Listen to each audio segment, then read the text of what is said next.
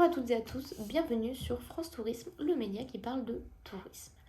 Aujourd'hui, nous allons nous pencher sur une problématique laissée par l'un de nos internautes. La pratique touristique est-elle un facteur de distinction sociale? Afin de répondre à cette problématique, nous allons tout d'abord définir quelques termes. La pratique touristique, c'est ce que fait un touriste lorsqu'il se déplace, lorsqu'il est en voyage. Et un facteur de distinction sociale, c'est le processus par lequel un individu ou un groupe d'individus se distingue d'un autre individu ou d'un autre groupe d'individus. Nous ne pensons pas que la pratique touristique est un facteur de distinction sociale. Mais afin de vous expliquer un peu plus en détail pourquoi nous pensons comme ça, nous allons retrouver notre envoyé spécial, monsieur Kevin Couillot. Kevin, bonjour.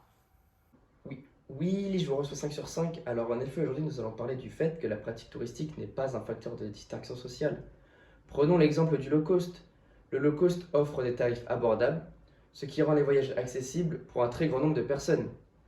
Même si le budget de ces personnes reste limité, cela leur permet de voyager à des tarifs assez compétitifs. Concernant les destinations notamment, les compagnies low cost ne proposent pas uniquement des voyages dans les destinations les moins chères du monde. Les destinations les plus populaires et prestigieuses sont également proposées par les compagnies low cost. Les voyages en avion ne sont pas les seuls, il est également possible de voyager en bus ou en train et de loger dans les hébergements les plus économiques, tels que les auberges de jeunesse ou les locations de vacances à bas prix. Évoquons désormais le cas de la plage, là où je me trouve, qui n'est évidemment pas un facteur de distinction sociale, du fait qu'elle est accessible pour tous, indépendamment de leur statut socio-économique. Les vêtements et les accessoires de plage que l'on peut retrouver dans de nombreux magasins restent très abordables, ce qui rend la plage très accessible pour de nombreuses personnes, quel que soit leur revenu. Et puis avant tout, la plage est un endroit où les gens se détendent et profitent du soleil et de l'eau. Dans cet endroit, l'accent est mis sur le calme et la détente au lieu de la distinction sociale.